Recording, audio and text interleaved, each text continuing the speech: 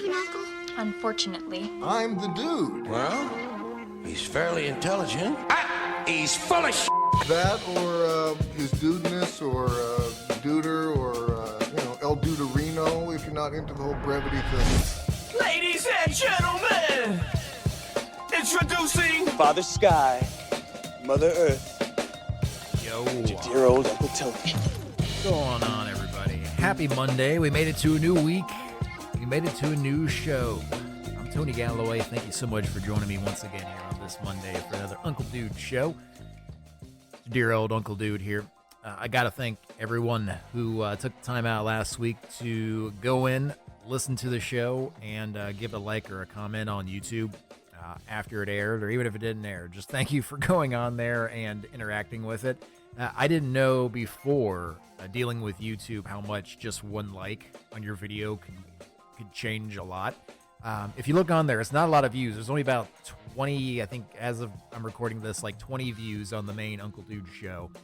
And most of all came from my Facebook page when I released a link to it. But as soon as one person submitted one like, I started to see at least like one or two that came from Google searches and or suggested videos from YouTube. So what I'm trying to say is I'm one of those persons that always saw or listened to podcasts or saw videos on YouTube and found subscribing and then thumbs up and down and what have you annoying. But I've seen it with my own eyes. It really does help independent artists like myself. So if you are listening to this, give it a like. If you're listening to it on YouTube, we just this week should be on Amazon Music. So if you use Amazon Music, look up the Uncle Dude show on there. Still working to get Spotify. That's coming soon, as well as a website to kind of consolidate everything that I have going on. More of that coming up. But first, Poor People News. News Nasties. Now, hit it.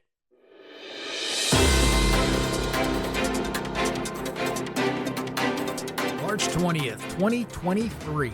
I'm Tony Galloway, and these are your News Nasties. Russian mercenary group Wagner has launched a short-lived recruitment drive on Pornhub, urging men to, quote, stop masturbating and go to the front. Take the other barrel in your hand, end quote. So now the Russian military is all step-siblings and furries. She know I'm nasty, yeah. U.S. European Command has released a video taken by the MQ-9 Reaper drone that shows the moment a Russian Su-27 fighter jet collided with it after attempting to spray the drone with jet fuel. Well, having said that, I guess we can add Bukkake to the list of Russian operatives. What is on your nasty mind? Republicans blame woke culture for bank collapse, because we're just doing that now. In other news, people on the right are protesting, saying children shouldn't be allowed to attend drag shows. Well, having said that, someone needs to tell these protesters that they're not protesting drag shows. They are attending them. And finally, flight attendant unions are banding together because they want to ban lap babies on planes for safety reasons. Hey, if you wanted to ban lap babies, you shouldn't have offered me peanuts like that. I like them nasty. That's your News Nasties, everybody. So we're going to start out with video games. A little later on, I'm going to be reviewing / recapping one of my new favorite shows out there. I don't think I talked about it last week. It's called The Ark. It's on SyFy. I have a full write-up review. Once I remember what the website is, I'll put it up. I'll put it up down in the description when I remember, if I remember that. I'm going to talk about that later on. Don't let me forget, I'm going to talk about the last episode of The Last of Us as well, because I left you with the cliffhanger last week with that. This week, in the world of video games, going to start out the retro console on the Switch. They added 4 new games, 5 if you count the last couple weeks. What I mean by that, they added Metroid Fusion to the Game Boy Advance Retroid console. Retroid console? I apologize for nothing. Retroid console sounds cooler. Metroid Fusion is, if you remember from last week, I talked about with Metroid Prime, I hate the feeling, if you're like me, of being lost in a game. It doesn't feel challenging to me. It doesn't feel rewarding to me. This is a Metroid game that gets rid of that because everything is very linear and very clear, but it has all the fun Metroid Prime stuff with cool Game Boy Advance graphics. That one I highly recommend. That came on its own like a couple weeks ago. Just this last week, we got Kirby's Dream Land 2 for the Game Boy, which I just don't recall a sequel to the first one. I many different games, just none that called themselves sequel of it. And maybe once I pick it up and play it, I'll remember. But as of right now, I do not recall. Also, Burger Time Deluxe for the Game Boy, never played. Side Pocket for the SNES, which is a billiards game for the Super Nintendo. I remember renting that. And then X-Venus? I'm going to kick myself for that. Xevious for the NES. I think it's a shooter, if I remember correctly by looking at it. With the exception of the nostalgia of Side Pocket, none of those really don't care that much about. But Metroid Fusion, highly recommend. Side Pocket for the nostalgia. Kirby's Dream Land if you just like Kirby, and who doesn't? Well, in going in lines, talking about linear, the shows are starting to connect now. So the Resident Evil 4 remake I don't have the date in front of me because I'm not a professional. It's coming in very, very soon. I know that. Probably within this week. More on that next week, I guess. Early reviews are coming down, and IGN, just for example, gave it a 10 out of 10. Now, I haven't played it. I should say I've played a little of it because they have a demo out.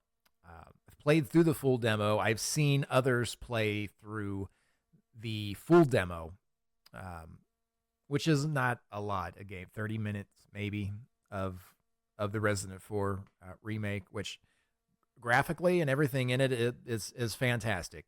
The game they redid from the top bottom. It feels like you're playing a brand new game with a lot of familiar crap everywhere. So that is why I will go back to what I said before. It's not going to fit the category that I could see a game being 10 out of 10. 7.5 out of 5. Granted, I haven't played the full release yet. I'm predicting by the time I play it and finish it, and I don't think anyone's going to disagree with me, they're going to say, hey, that game, it's pretty good, which is 7.5 at the most. We shall see. As far as video games goes, nothing much else to say. Nothing much else coming up. I've been playing Mega Man X on the Switch just for the kicks. So it's a game people have been playing a million years, so I don't have to go over that. So we'll go into professional wrestling because I wrote up a AEW Dynamite recap, review top to bottom, every match, every segment, handwritten by my crazy mind, trying to recap what I'm looking. If you want to read the full thing, check the link in the description. I got a whole website up that'll have all of my written pieces that I put together for the show, because like this show in the end is going to be like 20 minutes. But this time around, I've written like 20 pages of notes about stuff. Like I'm turning into Hunter S. Thompson. Like it's not even me that's writing or watching this stuff. It is some other character. Quick thing to get out of the way in the world of professional wrestling, the Best of the Super Juniors, the 30th annual version of it's going to be running May 12th through May 28th of this year. Best of the Super Juniors, another one of those trademark things that if you're not familiar with the product, New Japan Pro Wrestling, it's one of those things I recommend if you've never seen it before to check out. It's very exciting. Though the Super Junior side of things has fallen off over the years because now everyone's kind of, we're getting toward that everyone being a heavyweight kind of world, even in professional wrestling. So it's not as dynamic, but it's still always different, always fun shows. So that's on New Japan World, May 12th through the 28th.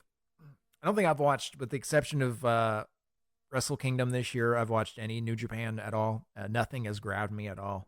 Nothing new has grabbed me at all. And as much as I loved following David Finlay so far, seeing him as a leader of Bullet Club just doesn't turn the knob, as they say, or move the needle, as I'm looking at the dinghies going up and down my radio gimmick.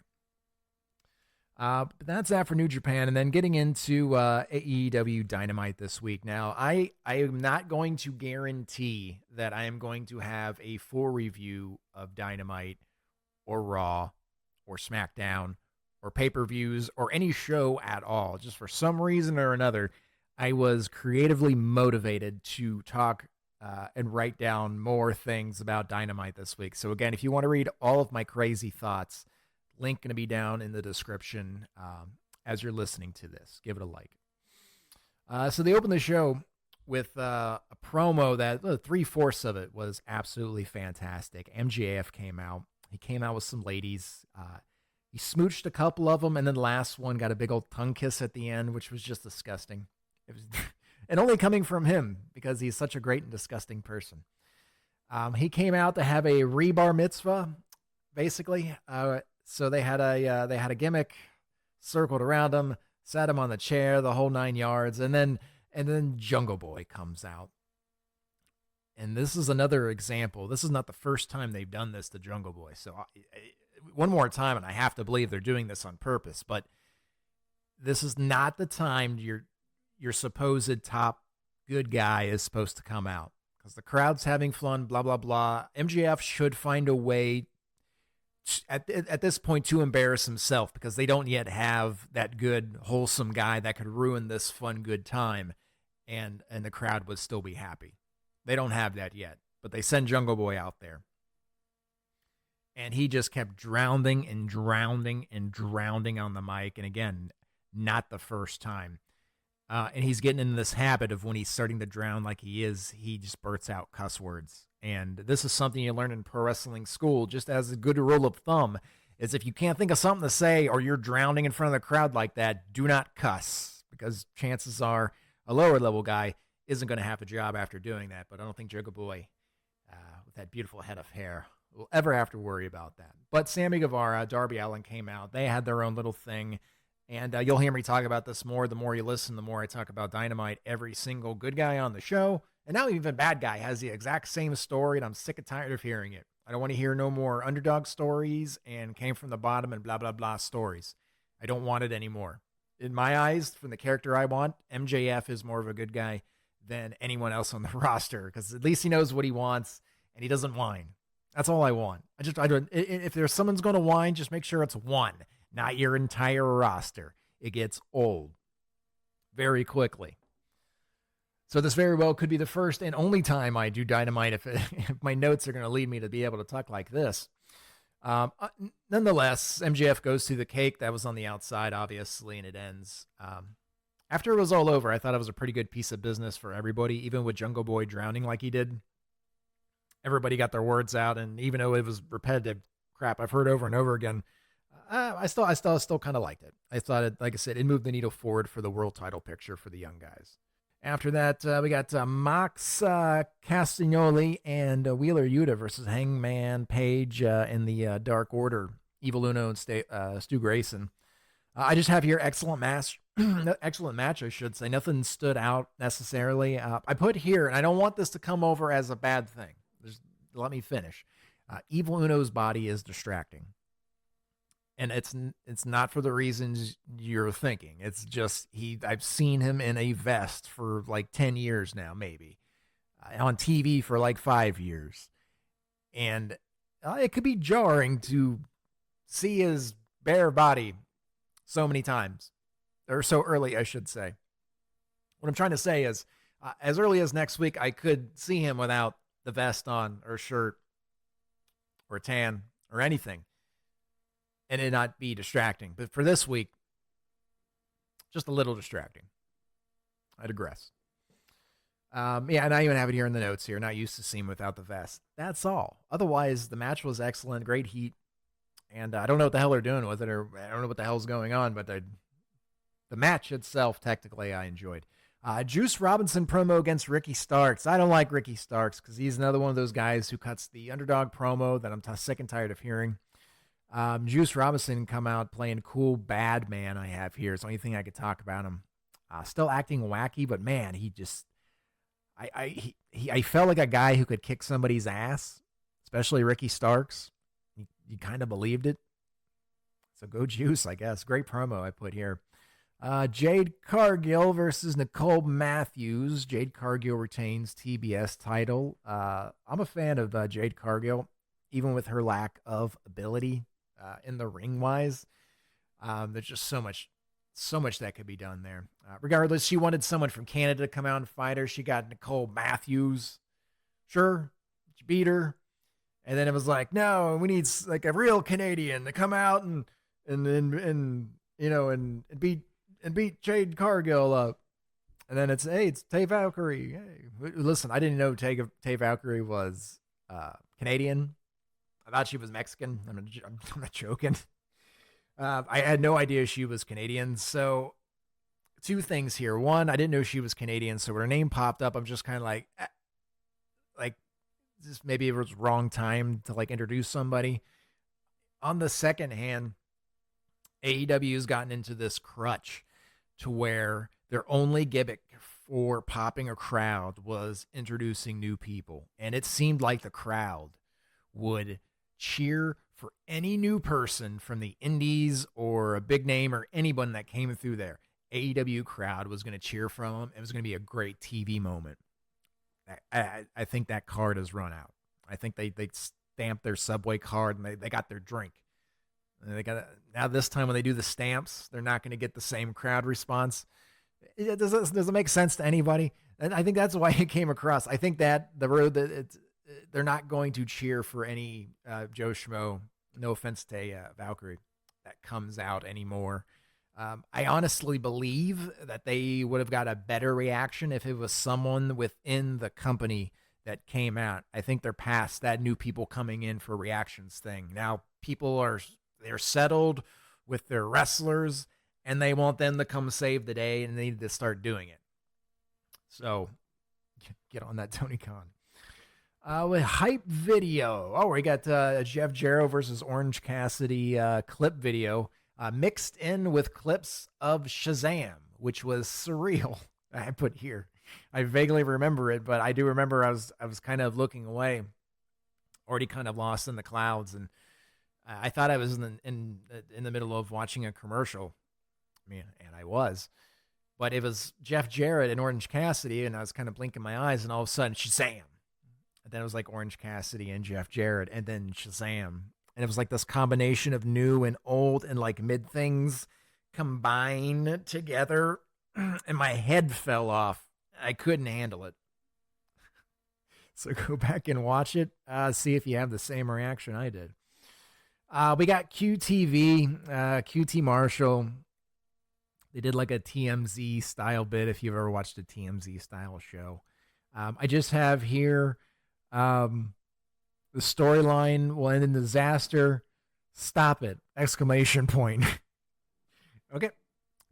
I won't go into great detail on my notes because if you want to read the full notes, you can see them down at the link below.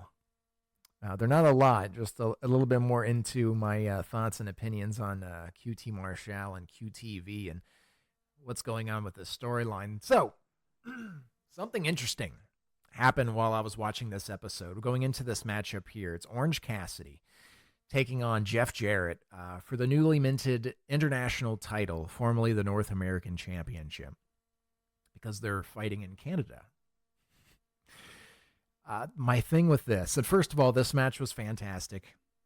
I am a traditionalist that generally likes being entertained, like anybody does, so I forgive acts like Orange Cassidy and stuff like that. I think they're entertaining. And I generally think that when he's in a big match, he does a fantastic job. Problem is, putting him in there and having him beat old guys, cool. I'm for it. It's worked for years. This is different because Jeff Jarrett, at 54, I have here in my notes, at 54, as I'm watching, 37 myself, as I'm watching this, been watching wrestling for 35 years. I'm 37 years old, 36, however long I've been alive, watching it my entire life. I'm watching 54-year-old man that looks like he's in the prime of his life against someone who is literally in the prime of his life. And the 54-year-old is making him look bad. And and Orange Cassidy is looking good. They are dancing well. Jeff Jarrett fits into this new indie wrestling category very, very well, surprisingly. Or not surprisingly. If you watch that old Memphis stuff, they got a little wacky down there too. But moving away from that, what I'm saying is, as I'm watching this, I'm surprised how well Jeff Jarrett was moving around.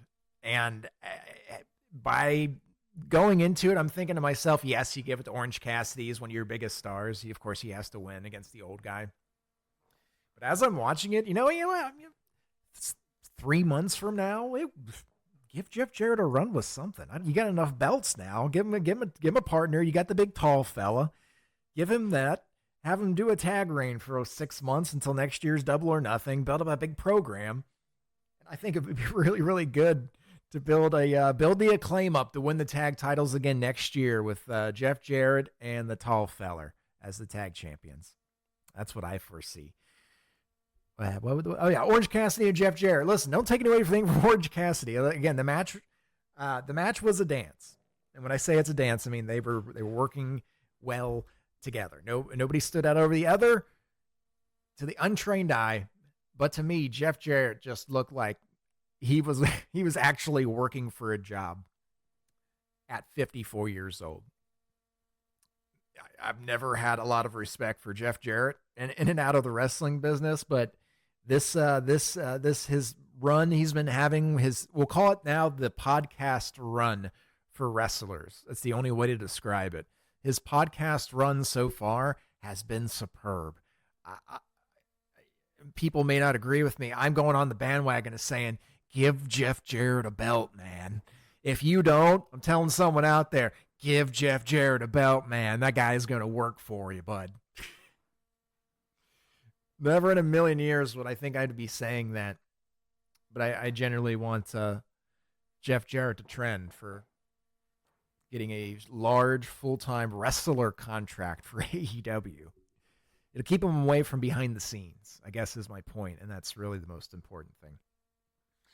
Acclaimed music video. I like these. I do like it. They're fun. It's a different kind of way to show off your wrestler instead of just doing what they always were doing. Sappy promo, underdog, blah, blah, blah. Move on. Gives a song, well put together song. It's got some laughs, puts over storylines, gets things over, and it's different. I'm a huge fan of the Acclaimed alone. But their way of putting them over like this, I enjoy very much as well. The Outcasts came out. It was at Soraya, formerly Paige, Ruby Soho, and I put Tony Storm. Well, I put Tonu Storm, but I meant Tony Storm, of course. There's supposed to be like an NWO likes, I guess, NWO clones. But I kind of associate him now with AEW, so it doesn't have that kind of same effect, with the exception of Soraya. But then they came out by the AEW faithful, Britt Baker and all of them, and blah, blah, blah. It wasn't bad. It wasn't that they're doing the pull aparts now too much, to where this is another one of those things AEW was doing good early, and they were fun, and it was new. And then they just started to do it every single week, and it's lost its luster. And they need to find a new way to break up these groups and get over their good people on their show. Let's see. Matt Menard and Angelo Park promo. Who are they? Hang on. We're doing this live. Matt Menard. Who's that? Matt Menard. Oh, that fella. All right, I'm leaving that in. I don't. Angelo Park. I thought Angelo Parker was Matt Menard, but apparently Matt Menard is who I thought Angelo Parker. Regardless, they had a promo. I'm sure it was great. We're just moving through this one now. Main event now: House of Black versus the Elite versus the Jericho Appreciation Society. Very good match. If anything, the AEW has that no one else has, except for Japan maybe and Mexico, three-way matches of all kinds. I love trios matches. So having like a trios title with not just, I like teams battling teams. Tag team wrestling was my favorite thing when I was a kid because of that. So I like tag team wrestling.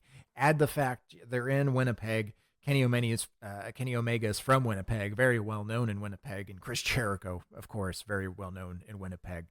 So they teased that early. They didn't get him in there early. They finally did. It was white hot. And they did the stupid hockey fight spot.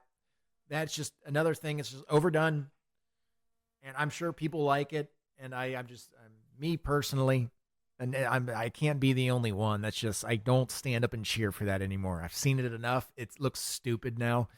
And it was just, granted, the crowd, I forget what I say. The crowd was still white hot for it. So, what do I know? But me personally, that's my show. So I don't care. I'm sick and tired of seeing the hockey fight. Stop doing the freaking hockey fight. And we'll be happier people.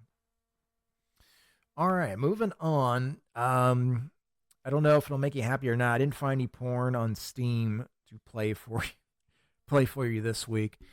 At least nothing that would be interesting to react to on the podcast. So it's going to be a short one this week. I'm going to end with a couple reviews. We're going to start with the Ark. So the Ark, it airs on SyFy, which apparently is SyFy now.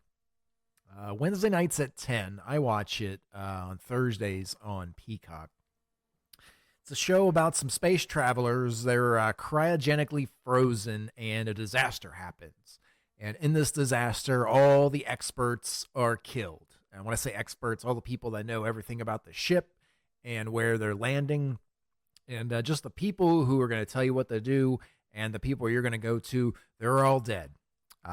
They've stopped traveling through space. Everyone that's frozen's awake now, and they have 9 months to survive with limited resources and different kinds of personality types, and they have to make it there with their science know-how and their powers of friendship sometimes.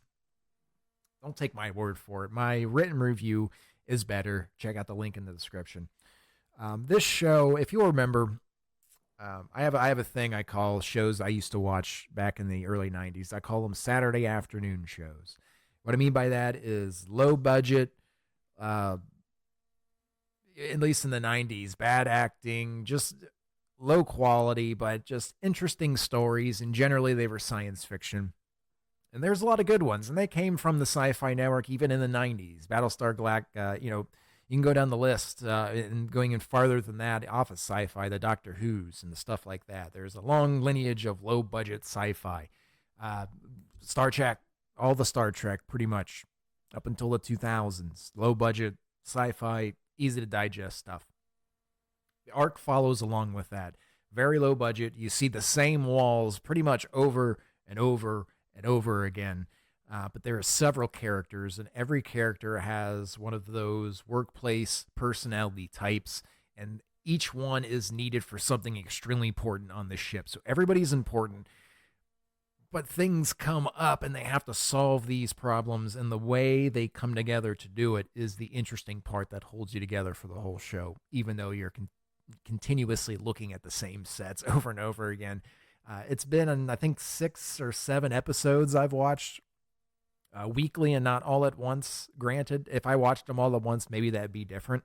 But watching them weekly, I'm not sick of it yet. The characters are fantastic. It takes a fun new age science approach to the problems that they solve, which that may not be your alley. That's something that I'm into. It uses a lot of new science to explain some of the stuff it's doing on the ship. And generally, I don't know. It was something I was looking for, and I didn't realize I was looking for it. It took me back to that time, if you remember, 1993, 1994. A lot of us were outside playing, but every now and then, if something else wasn't going on outside, I would be inside. And if I was on the inside, the chances are I was flipping through cable television. And if you were watching the TV Guide Network or any version of the TV Guide Network, you saw the standard shows you see on a regular basis. And every now and then, in the middle of Family Ties and All in the Family, you would see something that says like Alien Invader or, can I put some reverb while I say this? Let's see. Alien Invaders or Space Pirates of the Ice World or something along those lines. Regardless, you would watching the TV Guide Network, you would see those shows. And they would have those names, and that's what I'm referring to as cable TV Saturday afternooning shows. Saturday afternoon shows. We're keeping that in. And those are shows now. Even the smallest budgeted shows look humongous in comparison. And this one, again, it's based on the stories. It's based on the science. It's based on the characters. And all the characters are fantastic. Don't bother looking them up. They haven't been literally in anything else. These people were picked out of shopping markets across the entire world. And listen, they're not the best. A lot of it seems like this might be their first acting job. Others, they seem like seasoned professionals regardless. It all comes together great. I'm a huge fan of the show. It's very simple and fun, and it has these big concepts that, it gets your imagination going, gets your creativity going, and makes you do stupid stuff like this podcast that I'm doing right now. So it's the Ark, SyFy, 10 p.m. on SyFy. Again, I've been watching on Peacock. Watch it however you can. Give it a shot. Let me know how you feel about it in the comments and stuff. Because as I said in the beginning, apparently that does a lot. I will respond, of course, cold-heartedly. And we're going to follow up. We're not going to follow up. We are going to cap off the show with the recap and say review of The Last of Us Season 1 season finale that aired last week. So if you remember, I already recapped the full season up to the last episode last week. So check that out in the first episode if you haven't already. First episode of the Uncle Dude Show, March 13th, was it? Regardless, look at the playlist. You'll see it. It'll play after this one. But I wanted to hold off because it was the first episode and I wanted the people to listen. And I also wanted to do a recap of The Last of Us while spoiling things. So that's why I gave it a week. So it's been a week, folks. If you have not watched the last episode of The Last of Us, stop now. The rest of this is going to be just jam-packed full of fungus-infected spoilers. Starting now. So as I talked about a ton last week, I'm a huge fan of The Last of Us and everything about it, the story and everything involved and how it should all be kept in place. And I'm welcome to the changes that they've made. The ending was something, it's obviously, it was already polarizing because of it. Seeing it in person for me, what I'm talking about is Joel's massacre. Let's call it what it is. Joel's massacre and the way they shot it in like that documentary kind of style. It was disturbing. It was unnerving.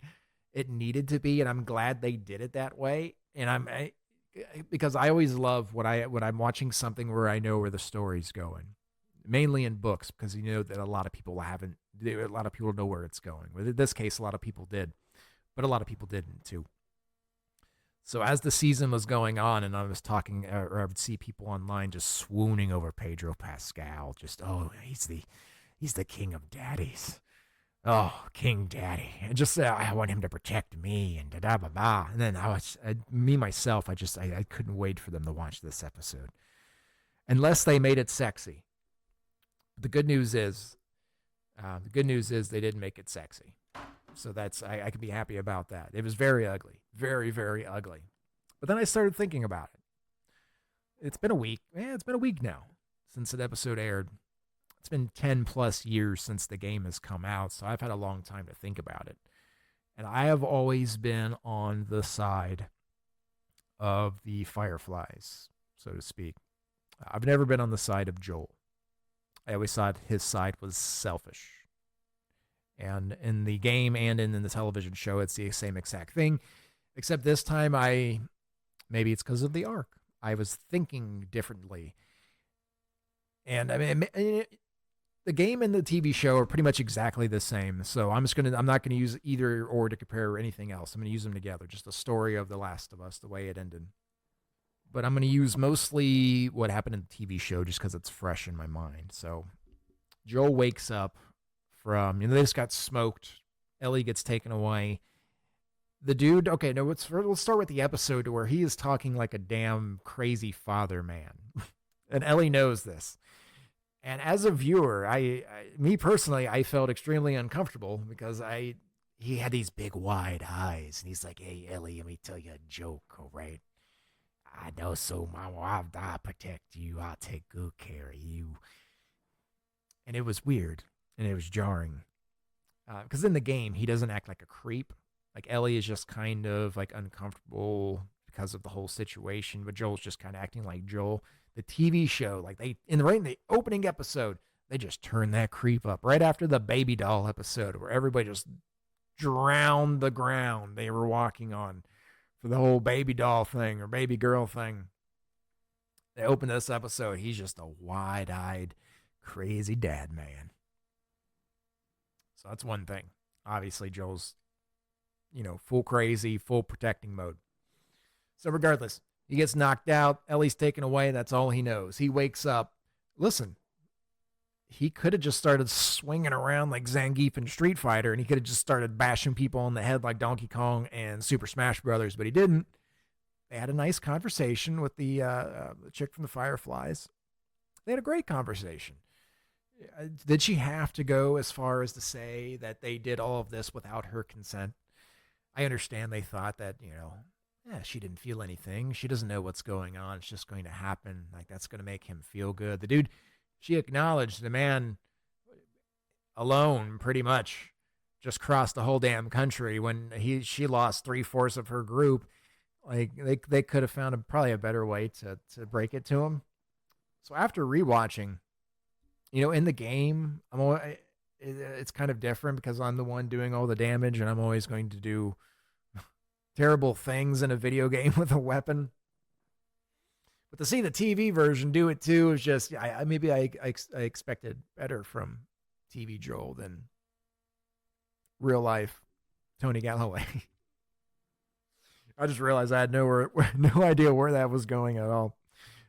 Regardless, I enjoyed this last episode very much. I'm glad that they kept those beats that everybody loves and that are so great still there, and I'm still glad that it just shows that how strong this story is, because 10 plus years, an ending everybody knew was going to happen, and it still was effective. And I really like the conversation that came from the populace when it was going out there, and it continues to go.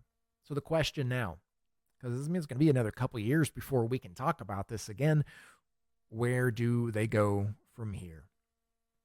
I don't have the voice to talk about where I see part 2, season 2 of The Last of Us going. So we're going to wrap things up here. So just some housekeeping first. Like I mentioned before, I've seen it with my own eyes now. Even one like on a show, a video, wherever you're watching it or listening to it, it helps the channel out a lot. This podcast is not big. I am perfectly happy putting time and effort to entertain 10 consistent people. 10 consistent viewers, 10 consistent listeners. I'm generally happy for one. I need to know you're out there, though. That's why I like the YouTube format of things. It's got a little thumbs up right there. You just flick it open right there, and it brings in new people that can come in and tell me how to run my life. That's what I'm all about. I'm going to put everything down in the description because I was not prepared to give it for audio. So as you're listening, if you want to see my full written thoughts on AEW Dynamite this week, also my full written thoughts of the television show The Ark on SyFy, check down. If you look down below, there'll be links down there in the description. I think it's I'll put them down there. Otherwise, again, I can't say it enough. Thank you so much for joining me again on this show. It's been a passion project. It's been a great hobby to do so far, and it really brings joy throughout the week. So be safe, love one another, and have a great week, everybody.